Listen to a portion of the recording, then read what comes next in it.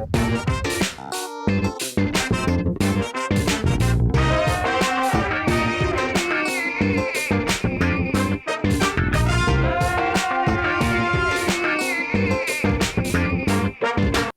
to a brand new episode of Snobcast in the year of our Lord, 2021.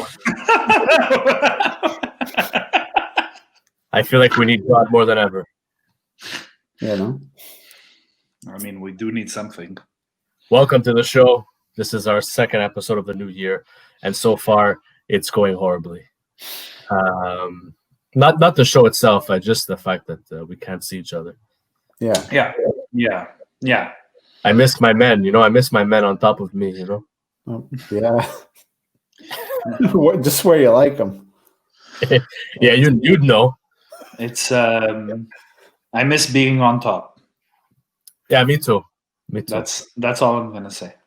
Talking right now is Chef Tom. Oh, So actually, today you're Chef Timisius the third. Chef Timisius the third.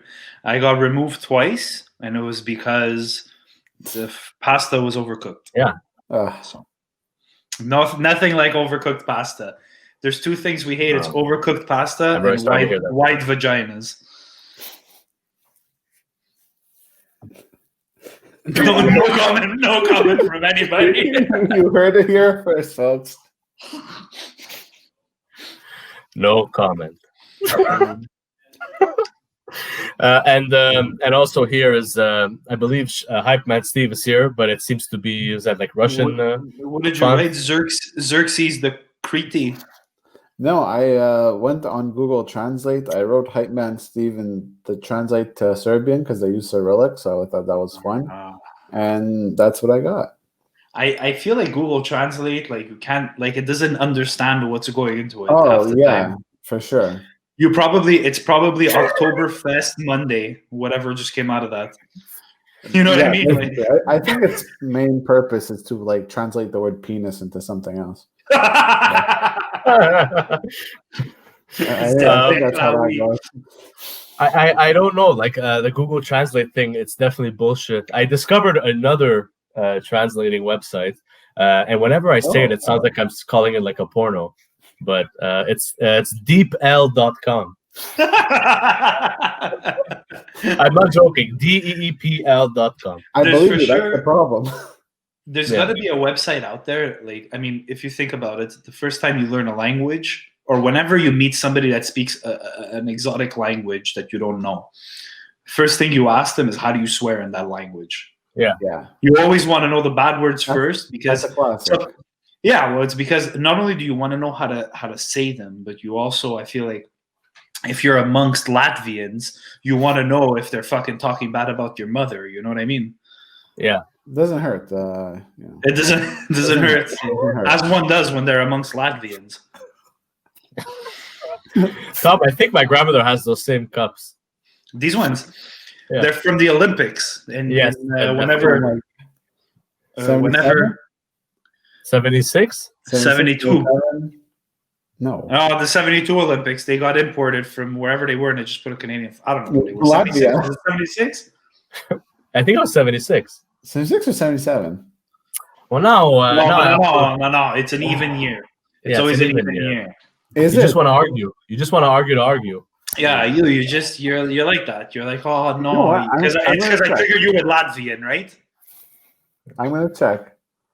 Okay, check. In the meantime, Snob OG, you sound like a weed strain. Well, I should, as I should be. I'm very mellow. Oh, okay. But also high strung. Snob OG Kush. Snob OG Kush. Welcome to this episode. It's gonna be nice. It'll be nice to talk shit. Okay, well, I'm not gonna answer the question now. What's the answer? 78, eh? It's fine. What is it? It's 76. That's it. I'm taking you out of the chat.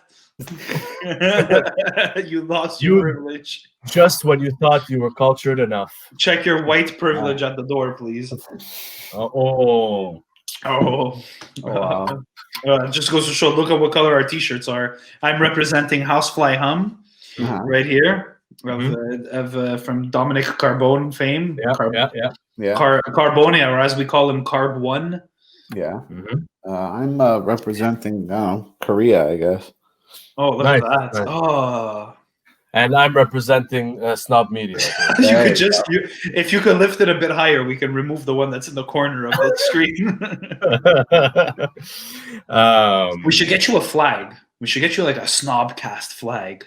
I mean, I kind of like the background of OG CDs, and my drum kit there. Look at that right there. It's hard to figure out which finger does what. Huh? Yeah, this is it's like your first time. You don't know what's going on. I'm gonna do the symbol. Be careful you don't get carpal tunnel. Too much. It's true. Yeah. Yeah. Today I was playing earlier and the stick clipped my finger, and it still really hurts. And you stopped and you went. For like a minute. And I was like, I really want to finish playing this song. It's like when you hit your funny bone or you smash your knee somewhere. Oh yeah. What song was it? Master of Puppets. It was. That's a great question. I think there's a Blues Traveler song called "Maybe I'm Wrong." I think I was playing that He was playing Sandstorm. Yeah, just for Steve. Yeah. Oh my god, that would. That must be something. I mean, I don't think you could take that pretty lightly. You have to really. I feel like Steve should recreate. What was that movie with John Cusack when he's holding the speaker up? Say anything. Say anything. You should recreate that, but with Sandstorm in front of Jazz House. That would be great. I would be a part of that. Yeah, that would be a part of history. And I'm just driving by. We can make it into a Snobcast skit. Snob skits. Yeah, let's do it. Snob skits. Wow. Think we can get Darude to be in it. Yeah, he's doing nothing. Yeah. He plays festivals just to hit that song. He does lives on Facebook, probably. Live sets. Tonight, I'm going to play to you on repeat my hit song, Sandstorm. Yeah, but like as if you wouldn't listen to that, though. I would. 24 hours, bro. Of Sandstorm, yes. 24 hours. Of Sandstorm. I feel like in some confinement prison for the Americans, they're playing Sandstorm by the river. My God. In a supermax. As a torture.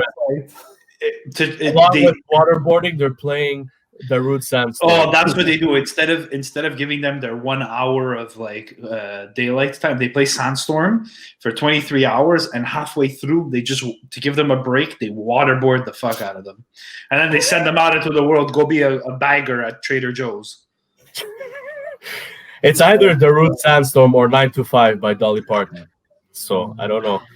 Oh, I kind of want to eat the blackberries at the bottom of this. I wouldn't eat the blackberries. It's covered in gin. What am I going to do? You know what I'm going to do? I'm going to take this ice out, and I'm going to fucking throw it into my sink. That was rough. That was spirited. Oh, rest in peace. You can't talk about that with Steve. He gets very weird about it. Well, people imagine when we're all dead. You're really going to feel weird. I see what I mean. He gets so weird about it. I never met somebody like that. Like enjoy every meeting moment. You never know when it'll be your last one. But even at that, Steve has problems breathing. So I mean, so in the long run, that last choking breath might be his last. What the fuck? You have to tap the. You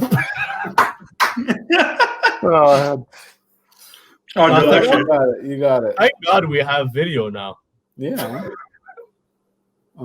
Oh my God. That's your last breath, bro.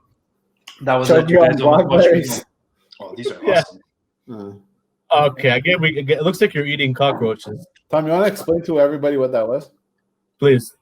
Oh wow. It was they kind of taste like candy now. It was a blackberry mojito with lime and ginger syrup. Very good. Yeah. Just a regular afternoon drink. Regular Sunday afternoon drink. It's Tuesday, but hey. Oh yeah. Tuesday, it's 5 a.m. This is how I wake up. I had a coffee, And then a drink. And an afternoon drink. I'm gonna have three more and then get ready for work. It's crazy. It's crazy world. Have you guys done the? I've been like dabbling a little bit in online dating. What? I never tried it. Yeah, no, I've been. The apps. Yeah, the apps. Sorry, the apps. It's like dating apps. I never tried the apps. Have you done it, Steve?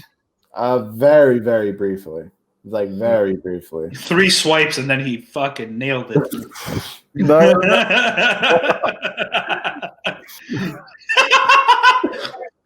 It's an interesting concept because it is, yeah. Because I was always the type to denounce it and say no, I'm never gonna do it, and now I'm kind of at a point where I'm like, hey, it would be nice to meet someone different. And then I went through all of my. What choice do you have? What choice do you have? But the thing is, I went through all of my lists that on Instagram that I thought I could date. They want nothing to do with me. Or they all had kids already, so. Yeah, or that. So I'm like, you know what? I have to meet new people, and it's been interesting. It's been an interesting week. I'll tell you that. There's some. I would like to know why all the French Canadian girls named Aurélie or like Penelope. And their angles are always like this. That, but also all they want to do is ski de fond. And for those who don't understand French, you got to reduce the radius of where these people are coming from. I feel like they're all like in Trois-Rivières. Most of them, but they're the ones that put out, right? The thing is, Steve, what's ski de fond in English? Skiing at the end. Cross country. Yeah. Cross country. They all want to cross country ski, the French Canadian girls, and they're all like 25, 26. Je vais être ton mari, you know. They're fit. They're fit if they're cross country skiing is like there's two things that have the highest rate of heart attacks: cross country skiing and shoveling wet snow. Yeah. I thought you were gonna go with the gambling at the casino. No. You don't die from that. You probably that's more from suicide because you owe your house after. Yeah, that's true. But yeah, so I've been doing that a little bit. Well, here's a question for you. What? How do you go about it? Because it's like, what do you even say? Yeah, like now, you know what the thing is? Like, sometimes I was talking to some people that I matched with, and I'm like, have I lost my game? Like, I don't know what to ask. So, wait.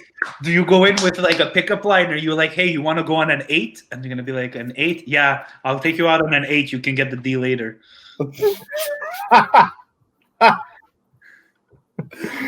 No, actually, but the thing is how they're designed. Like I was on Hinge, right? I still am. I was on Hinge, and there's some questions you have to answer, like clever ones. And like one of the girls that I swiped right on, right is good, left is bad. For those who don't know, I swiped right.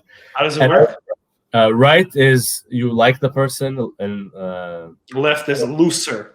Yeah, there you go. Yeah. So I swipe right, and then the girl, one of the things that she wrote was a Curb Your Enthusiasm quote, and no, not a quote, but like a thing from it. She was like, "Oh, is it the Latte Larry's or Mocha Joe's?" And then I commented something smart on that because I was like, "Oh, obviously Latte Larry's, so clever, so clever." Fuck you. So like you could be playful in that sense. If you don't know what to say to the person, or they just look at they don't speak English, you either swipe hard right because you're like maybe this person might put out, or you go left. You know what you should try? You should try the approach of you should just start the conversation with what song would you have played at your funeral? That's a good one. I feel like it's a great icebreaker. I write that down. You should write that down definitely because that's like your thing. Yeah. It should just be your thing there too. Yeah, because I mean, 2 birds, 1 stone. You have dark humor and you have music in one fucking statement. That's true. I thought that was a new band. 2 birds, 1 stone. 2 birds, 1 stone. It's just I don't know. Like, and now I'm kind of being like, what was it like to normally go after women before dating apps? You know, like I don't even remember life before this shit. Do you remember life before this? I mean, I only really remember foggy memories from Brutus. So guys. Yeah. I don't know. I feel like it might not ever go back to the way it was. Listen, we can't talk about that on Snobcast. I mean, it's not in our nature. I know. I understand. We can't talk about how you guys. It's been 1 week, right? It's been 1 week since the curfew. It's been. Okay, the soundboard. I didn't connect the soundboard, so we're not gonna. But it's been 1 week. How have you guys found this? This first week. First week of 4? Question mark. How has it been? I don't know. I mean, he's been secretly staying over. Oh, secretly, he's allowed. You're alone. He's alone. I'm alone. I'm a loner. Not in that sense. I made the most of this current time to restart the Handmaid's Tale. So you've officially become the host with the most. Is what you're saying. Yeah, more or less. So wait, what did you do? I restarted the Handmaid's Tale. And even when I told you not to. You did. I actually, because I asked you, I consulted. I was like, listen, I'm having a good time watching what I'm watching already, but I've been trying to get Steve. I've been trying to get you guys to do. I don't know if you started it, Ja, or if you've done it at all. But Parks and Rec. Has anybody watched that? Guys, what are you doing? I'm pretty sure it's been recommended to me. You gotta watch it. Maybe my brother. Steve, I think I honestly out of everybody in this thing, not including me, so between you and Ja. Yeah. Wow, this drink hit a lot harder than I thought it would. I feel like you'd appreciate it the most because I feel like you'd be down with Aziz Ansari's character. He's an entrepreneur that comes up with like these crazy like sparkle suds. Put some sparkle in your suds, and it's just like very Rick and Morty. It's like bubble bath, but with sparkles in it. What the fuck is the point of that? You get out just full of fucking sparkles. I do like Aziz Ansari, so maybe I'll have to check it out. But I will definitely finish The Handmaid's Tale first. Oh my god! Okay, look. Let me explain myself though. I was gonna watch 1 episode, and now I'm like at 8. Of what season? Season 1. Okay, so after that, do yourself a favor. Stop watching it. What are you crazy? I'm just gonna watch season 1. The fuck? I feel like do they have any shows that are about dating? Like what do you mean? Like generally, or like are people dating? No. Like not like the reality TV shows, not like The Bachelor or that shit. Well, I'm talking about like an actual show, like a Netflix series that's like about like you know. Well, there was Love by Judd Apatow created it. Oh yeah. Yeah, it's very good. Yeah, maybe I should start that. I'm looking. Yeah, it's good. It's with Jillian Jacobs from Community. Ah, she's great. I stopped watching Community. I stopped. I didn't. At this point, just finish it. No. All right, I'm the only one that ever finished Community, I guess. Past season 4, I feel like it's just a wash. But I started that Martin Scorsese documentary. Yeah, it's fucking good. Yeah, it's so great. We should have her on the podcast. Honestly. She's just. I feel like I was watching it with Alain, and she was telling me, she's like, "You're basically her." I'm like, "What do you mean?" She's like, you're always complaining about like stuff that she complains about. I'm like, "Yeah, like why can't people be people?" But imagine her. She lives in New York. Oh fuck! It's a fucking. You think this city's a cesspool? That city's a cesspool of characters, and street and road construction and rats everywhere. Yeah. But no, I don't know. I've been keeping busy, I guess. Steve, like I said, has been hanging out. I got a mattress for him now, so it's chill. That's amazing. Is it comfortable? It is. Oh, nice. Yeah. And that's it. I mean, we're ordering food and we're having a good time and we're watching some TV and what have we been watching, Gianni? It's been pretty strong. We've been watching. Imagine if you guys watch TV in 2 different rooms. We've been watching Chopped a lot because we have the 24-hour channel. Oh yes. And I feel like Chopped is a good one of the good reality cooking shows. Yeah, some of them fucking suck. Don't give me that fucking Master Chef Home Edition. I can't stand those fucking shows. What do they do at Master Chef Home Edition? It's not the whatever, the home cook, master chef. Look at me, I'm a home cook, but I can make you, I can. Is everything okay? Yeah, we get it. People can't park outside on this side of the street. Guys, we're trying to record a podcast. We have a massive snowstorm here in Montreal. That's why Fuck. They're cleaning the streets. But yeah, like some of those, you have 30 minutes to they can't do some of those things. Some of those shows, some of those competition shows are basically just for. Oh my God. It's because there's a guy parked in front of my house, so they're for sure gonna tow him. Oh, and I have to be here. You couldn't have parked one house down. So my God. But yeah, like some of it's obviously faked. You know what I mean? Like how reality TV is scripted. Yeah. Some of it you can't make some of those meals in 30 minutes. It's impossible. Like cooking whole potatoes. You telling me they roast a whole potato? I've roasted a whole potato, and it takes 40 minutes to roast a whole potato, and 30 minutes. Sometimes you can't even decide what to make. In 30 minutes, it's like, oh yeah, here we are. I went to the ocean and I fucking grabbed a lobster, and I spoke to it until it cooked. Well, we saw a few episodes where people were just like they were cut for time, and they were like, "Oh, we're just gonna let it simmer." What? Yeah, their plan was basically, it's kind of still cooking, so by the time it gets to the judges, it'll be fine. But it isn't. No, it's just it's fucked. Did you guys ever see? It's Chopped? Wait, Chopped is the one that they give you the basket, right? Yeah. Is there like a? Oh no, it's Cutthroat Kitchen. Did you ever watch Cutthroat Kitchen? That's the one where like they give you a certain amount of money that you start off with. It's kind of fucked up. Like you can buy like things to fuck up the other. Yeah, like you can only cook on top of a coffee percolator. Yeah, or you have to tie one hand behind your back. Yeah. Or you can only cut things with I don't know, a fucking can opener. Yeah. Oh, you can only use forks. Yeah. No, the stupid part is that the judges, after, they make it seem like the judges have never seen the show. It's been going on for seasons and seasons and seasons. And they make it seem like the judges, like they get the dish, and if I tell you, cook me something, and you only can use a tennis racket, and then I get the fucking dish, and like it looks like crap because you've been smacking things with a tennis racket. And then they go, well, the presentation, honestly, leaves something to be desired. Did you see what happened?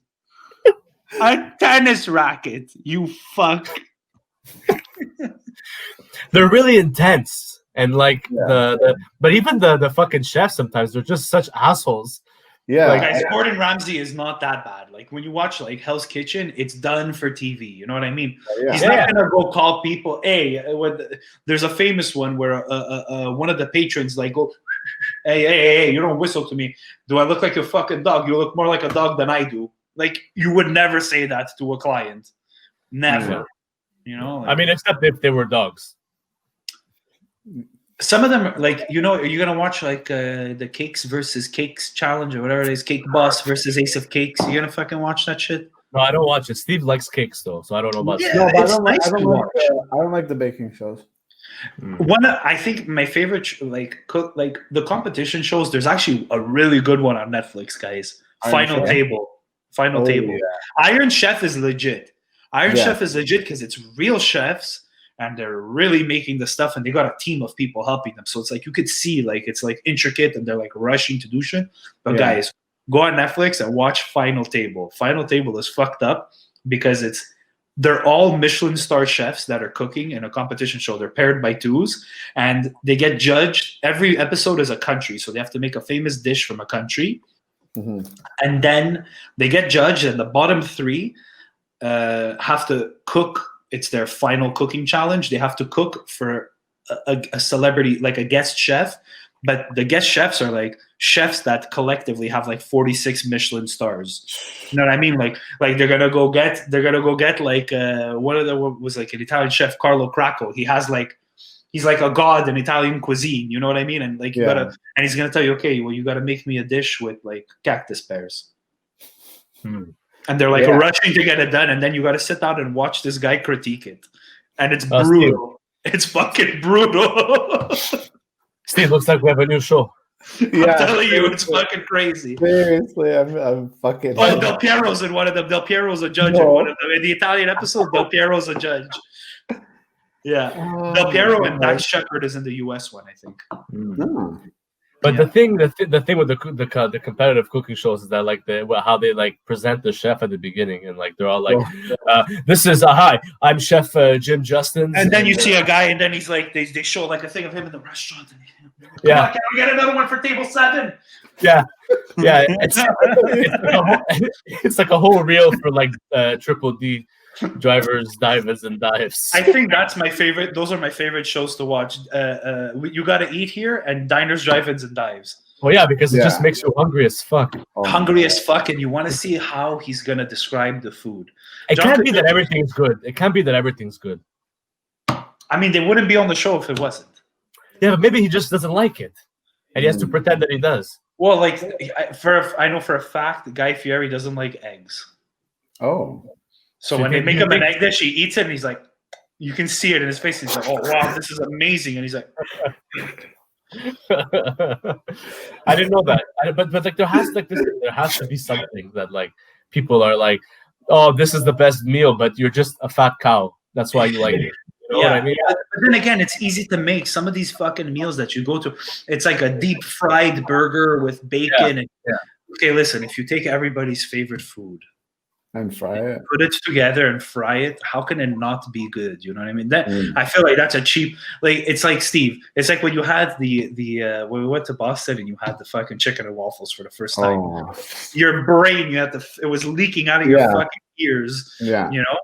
Imagine, and then you go back and they make you like a fucking like waffle chicken sandwich with bacon, and they fucking batter it and they deep fry it and they fucking put a scoop of ice cream on top, and like they shoot a deer in the face and they throw some of the blood on it. And they're like, here, it's called a heartbeat. It's cheating, is what it is. Yeah. It's cheating, but you definitely eat it, or I'd get it by like a picture on Instagram from you. Now Here's a good question. Yeah. Jan, now that you've been doing the internet dating, the dating app online. Dating app. Don't sound like a 40-year-old though. No, whatever. I don't know if it's like whatever, the dating app thing. Okay. You know, like what if you like say you do like a virtual date where you get like this. Yeah. And you get food sent there and sent to you, and you know like there's no way you can coordinate that. You can't time that. You can't time that. Someone's getting their food like 15 minutes before the other one. Or if you do it before 8 and you go pick it up and you can deliver it. That's true. What? Look, Steve, we get it. You're not a romantic, but the thing here is you have to date somebody basically one street behind you. Yeah. My mother's sending you the peppers now. Hold on, let me get back upstairs before you open your box. But that's actually not a bad idea. The thing that's been happening now is like you can't really, the people that I have matched with is you can't really force them. Like, hey, you want to fucking go out? So you can't force them. So no, but I mean, like you can't force them to be like, because some people just want to stay home or whatever. Yeah. And not even go for that walk. I've been suggesting walks, and I have a walk coming up, and it's just like, what is so funny about that? So the way you put the delivery there was I have a walk coming. and like you have to talk to that person on the phone, or you do a FaceTime. But I'm not a fan of FaceTime. Just because it's annoying, not because I don't want to do it. But on your cream. It's annoying because then if you have the door closed, all you're gonna see is just somebody. Is that what I'm doing? No, not yet. Not yet. All right. But someone had suggested a FaceTime, and I said not tonight. Like whatever. No. Well, Get them in here. What are you talking about? Get them in here. I didn't want to do it, and then you ask for some people for their number because you're done talking on this fucking app, and then they're like, oh. And imagine that's how you find guests for the podcast. You just send out the link next Sunday. What are you doing? Yeah. And then you have people like that are like, oh no, I don't give my number on the app. So I'm just like, but how are we? You barely answer my messages on Hinge. So like, anyways, the point is, it's very interesting. It's a whole new. Facebook started having a dating app now called Facebook Dating. I accidentally signed up for it. Yeah.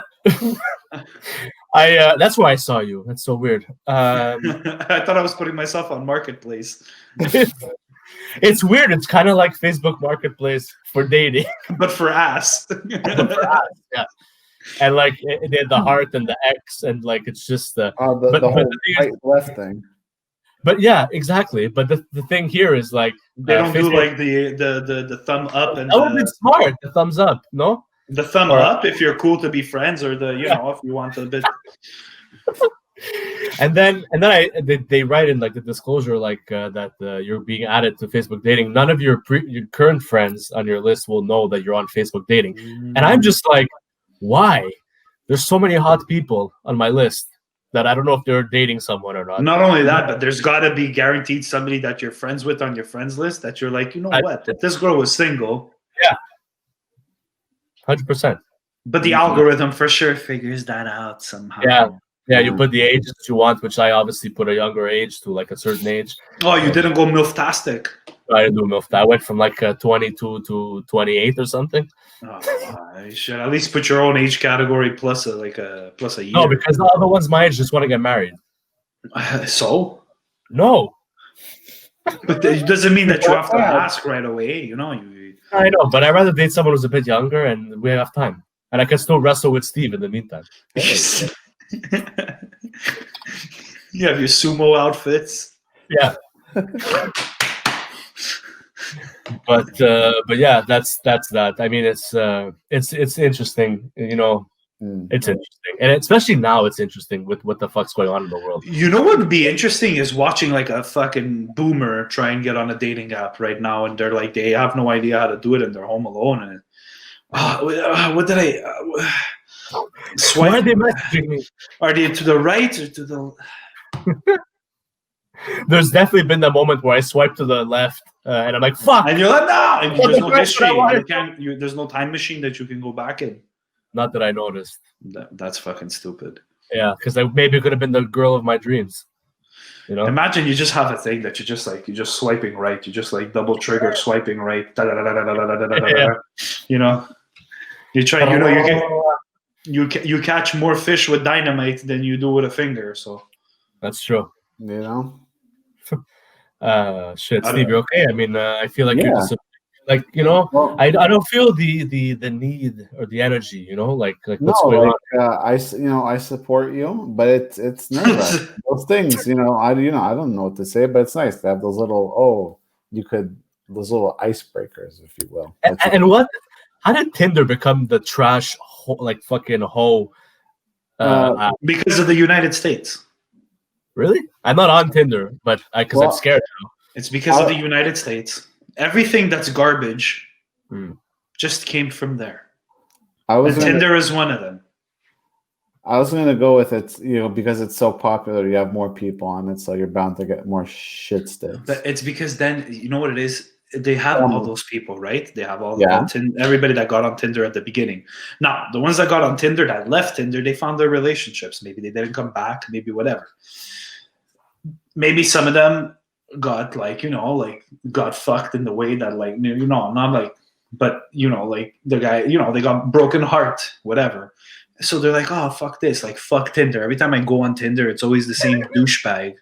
Yeah. So they go on another, Bumble. And then there's, which one is it that it's people that you've crossed paths with at a certain point? Oh, wow, that's a thing. Wow, I would love that. Yeah, there is one. There is one like that. I don't know if it's called. I'll find you the name of it. There's an app that it's legit geolocation based. It's how close you were, and it recommends people that you've crossed paths with a couple of times. That's crazy because there's so many hot people that I've crossed paths with. So there you go, and you could just go on that, and you can, maybe do a swipe, or something. As long as it's not Christian Mingle, we're okay. Maybe those ones, but maybe that's where the gold is. You know what I mean? And you know what? And I thought of it. Maybe it is that, but I don't want to, find out. Or what if I get into like this religious cult and you guys can never find me again? Hey, you think they have like religious ones, but for like people that just want to hook up? What? I don't know. I know, like I get what you mean. Like, is there like for the horny ones that just want to hook up? Yeah, like, but like with their own religion. But with their own religion, like there's one for like Jews called like schmucks and fucks. Oh my god. You know what I mean? There's that one. And then like for Italians, it would be the pie's mine.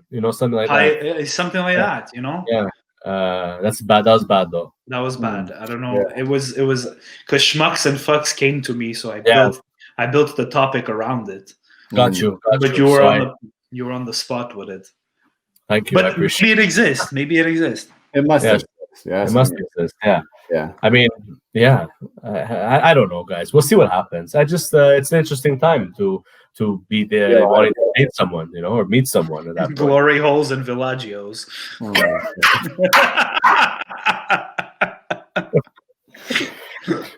Hey, talking about glory holes and villagios.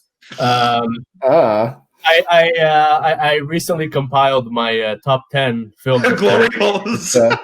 My top 10 glory holes in all of Canada. The Esso on the 25 near.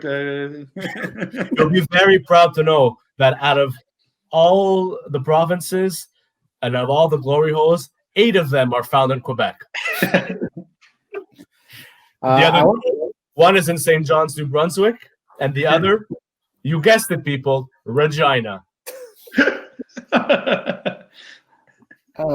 Your list is very controversial, by the way.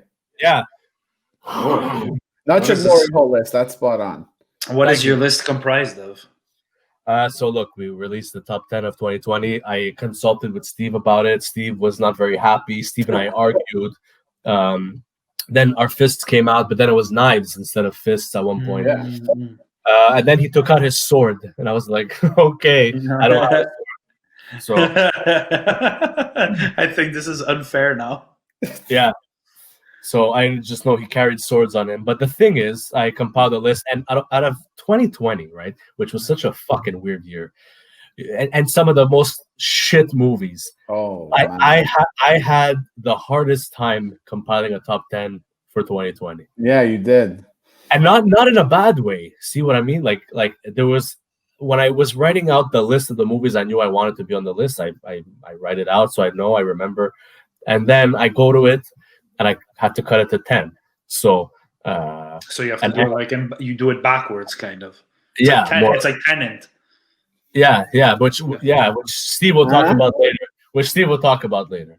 And then the thing here is, I wrote the list and I said, "Holy shit, how am I gonna put just 10?" So, which was more than 10. It's been more than. The list. I'll do the honorable mentions, but so I don't know if you guys are ready. I will divulge the top 10 films of 2020 by Snob Media. You're gonna actually do that live on this podcast right now. I'm gonna do it now. That's incredible. Yeah. I can't wait. Right now. Yeah. So, what do you guys want me to start at number 1 or number 10? I know you're gonna start at 10. Yeah, do it like David Letterman style. Okay, so our top 10 of films of 2020 is Snob Media. Coming in at number 10. Promising Young Woman, starring Carey Mulligan, and I had an issue with the film. It was on the compiled list, but then when I wrote the final list, I was like, "Holy shit! How is Promising Young Woman not on the list?" So then I had to subtract a film I already had in the list because Promising Young Woman, it struck, It's about a woman that like goes back and like wrongs, threatens the men who have wronged her.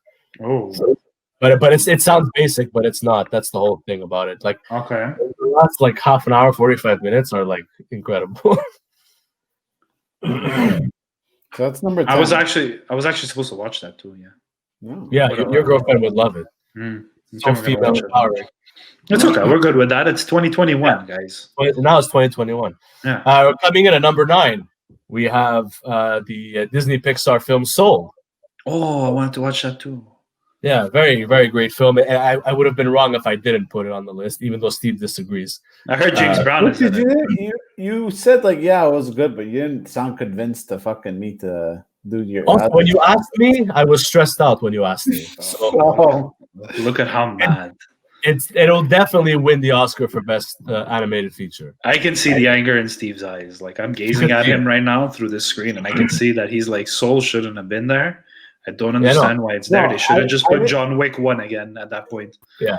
Okay, well, when you argue it like that, yeah, that's on there. Coming in at number 8 is Kajillionaire with Evan Rachel Wood and directed by Miranda July. And it was definitely the weirdest film I saw this year, but it was so good. What's it about, Kajillionaire? It's about a family of like Kajillionaire? Like this low income family that they pull off heists and stuff. Oh. But it's weird. It's a weird film. It's like The Score. Well, what made it weird? It's just obscure though, because Miranda July, the filmmaker and the writer, is she's very like attention to detail and things. So it's just very it's an indie film on one part, and then it's just the humor. Like it was like dark and like it was off. The whole movie was off. Like you're like something's wrong in the movie, and then. But it all like kind of it's like a dark comedy drama, but I loved it. So that's Kajillionaire at number 8. Oh, Kajillionaire. Number 7, the film I saw with the hype man here, and it's Sound of Metal. Yeah. Oh. Yeah, which is about a metal drummer who loses his hearing. Oh. Yeah. And it's very, very detailed. Like the film, so like there's like subtitles for some things, like because they're like doing sign language. Yeah, there's a lot of sign language, was really, really cool to see. Yeah, so like so that's cool. Sound of Metal, and that's out now. You guys can watch that now. Imagine there was just a sign language movie that you can only watch it if you know sign language. They don't subtitle it. Hey, they should have their own movies too, I guess. I know, and you're doing it, and the rest of us are there. And then you have some critics that are like, you see, when they did that, it was because it ties them back to the beginning of the story. Why did they CGI the hands? Number 6. Number 6 is a tie. Oh. All right. Okay. Both of these films I also watched with the hype man. And so coming in at number 6, One Night in Miami. And Ma Rainey's Black Bottom. Oh. Tie. Why like tie? Two different movies, like two very different movies. Yeah, One Night in Miami is like a fictitious movie, but it's based on like an encounter that Malcolm X, Muhammad Ali, Jim Brown, and Sam Cooke had in Miami. It's all dialogue. Jim Brown, they pulled one of those. They pulled one of those in Ocean's 11. Jim Brown. Yeah. Steve and I watched it. Yeah. So that's a great film. Directed by Regina King, who I love. Yeah. Nice. Regina King's awesome. And then Ma Rainey's Black Bottom, the last film with Chadwick Boseman. And rest in peace. It's about the mother of the blues. And but that's also all dialogue, the movie. So I feel like they fit together. They made me feel the same way after I finished watching them. So I said that's going to be a tie for that one, which I also rarely do, honestly. Number 5. Say something. Can I say something really quickly? Go ahead. First of all, in One Night in Miami, everyone's like super spot on, fantastic. But Aldous Hodge was he especially killed it for me. Yeah, and I, since for you it was a tie, for me, I would lean more towards One Night in Miami, even though I found they were a little too aggressive towards Sam Cooke. But just because sometimes in Ma Rainey's Black Bottoms, I feel like the outrage and then suddenly he's all confident again with Chadwick Boseman was a bit fucking weird and didn't make sense to me sometimes. Mm-hmm. For some reason, you say what was the movie again? Ma Rainey's Black Bottom. Yeah, you're saying that, and I keep thinking of St. Elmo's Fire. What? I don't know why. It feels like the movie titles are the same, you know? Like the whitest movie you could think of. St. Elmo's Fire. What do you want me to tell you? Number 5. Yeah. Number 5. We're coming in hot here. This is the last 5. Sister Act 2. The Five Bloods from Spike Lee. Oh. Genius film about the Vietnam black man in the Vietnam War, and super. It came out earlier in the summer. I immediately knew it was going to be on the top 10. Also a film with Chadwick Boseman, and I honestly think if he's nominated, if he's is it posthumously? How do you say it? Is it like that? Posthumously nominated for an Oscar, it should be either for Five Bloods or Ma Rainey's Black Bottom. How are they going to do the Oscars this year? Yeah, anyway. I don't know, but it's later in the year. It's in April or something. Number 4, a film Hype and I also saw, Mank by David Fincher. Mank? Mank. Oh, M-A-N-K. It's on Netflix now. It's about Herman Mankiewicz, who wrote the script of Citizen Kane. Ooh. And it's just a super incredible ode to old Hollywood. Oh yeah. And the way it's shot, the score by Trent Reznor and Atticus Ross is like incredible. You must have loved that. They only used instruments from the 1940s to do the soundtrack. Oh, yeah. That for me, I usually not really big on like original score Oscars, but Trent Reznor and Atticus Ross should definitely be nominated for that. Oh, Steve must have been. Oh yes. Well, he's a genius. He's a musical genius. He is a genius. There's no He is. Number 3, The Trial of the Chicago 7. Oh yes, I heard of that. Yes, another incredible film that I haven't seen one movie on this list. I really need to. God. My God, I'm so sorry for you, Tom. The Chicago 7 is based on a true story. It has Sacha Baron Cohen, Eddie Redmayne, Michael Keaton is great in it. He has a small part, but he's so good. The original Batman. The OG, like the Snob OG. So that's The Trial of the Chicago 7 by Aaron Sorkin. Number 2, very excited about Aaron Sorkin. Very excited about number 2. Not that I have to go take number 2, but just number 2. a little dookie for us. Let's go. The Norwegian film Another Drink, which another round. Sorry. Danish. A Danish. That's first of all Danish. Second of all, you fucking fucked that whole thing up. Number 2. All right. So let's go back to number 2. Another Round, the Danish film with Mads Mikkelsen. It's also what a fucking movie that was. In Danish, it's called Druk. Yeah, it's such a better name in Danish, actually. Yeah. It's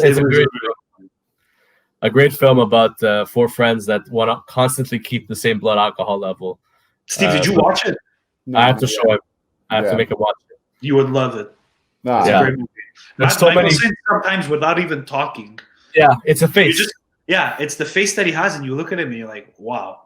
Yeah. He's very prominent, you know. Yeah. So that's a great ~movie. And guys, at number 1, a film no one's seen yet because it's technically not out yet. But Nomadland with Frances McDormand. How you? It comes out in February. I saw it because I have connections, and somebody got a screener. Literally. But a great movie. I didn't expect it to be number 1, but as I was compiling the list, I was like, "Fuck!" The movie made me feel so many fucking things. It's the simplest movie, mostly like improvised with Frances McDormand, who's like a genius. And the whole movie is about like a woman that becomes like a nomad in the Western United States and like travels, like meets new people along the way.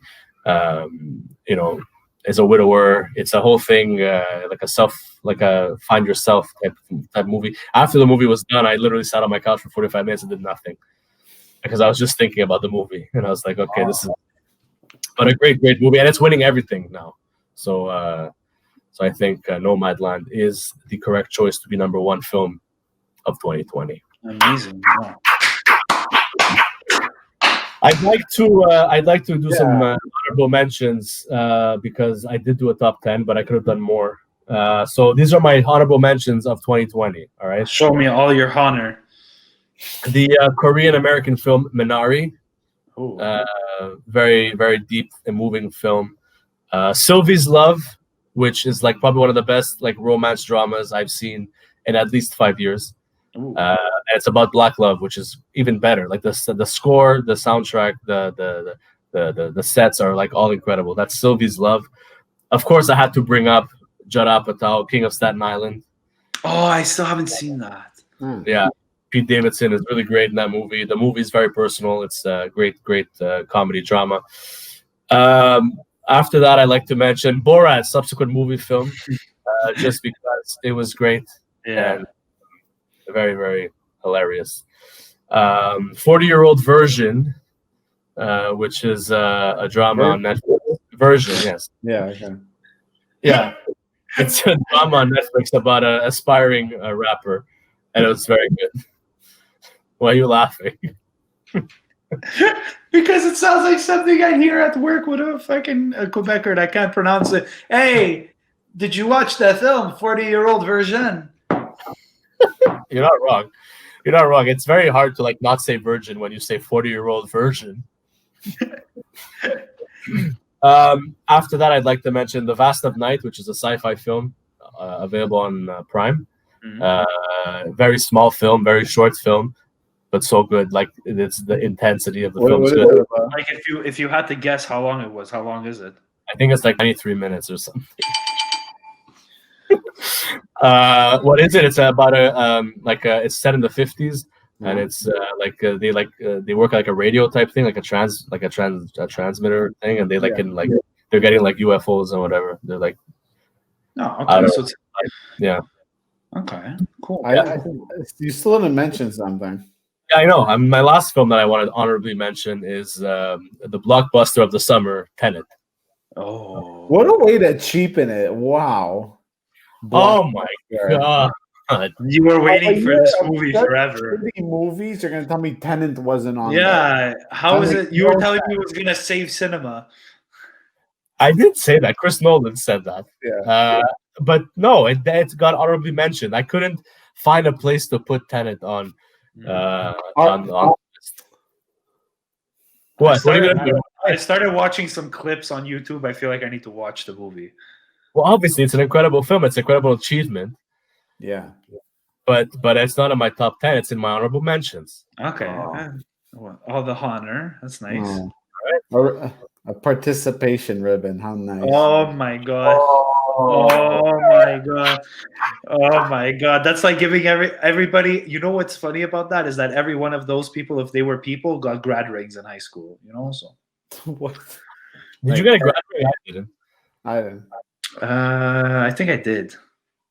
Yeah, that's why you're who you are. I should have. What I should have done, there was a free replacement. Thinking back, I should have asked for the free replacement and just like sold one of them for like money. That's true. I kept the other one. Nah, I got fucked. That was my initial your plan. Personalized ring. I'm an entrepreneur. Yeah, but Steve, nobody gives a shit about. Yeah.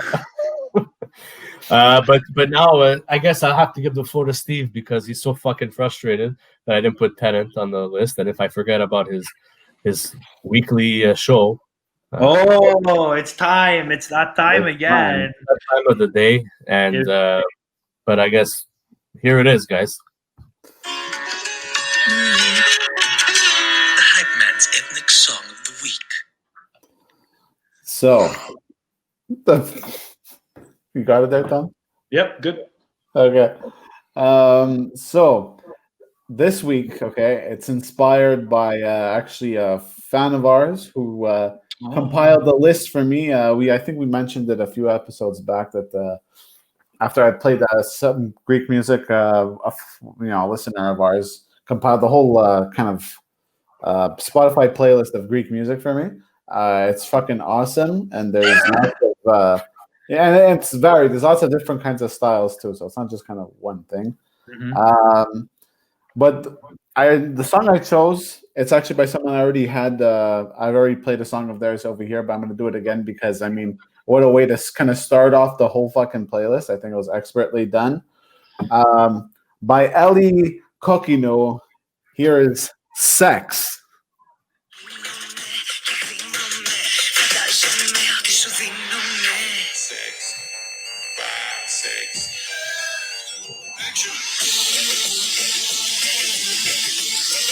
Feel it, Josh.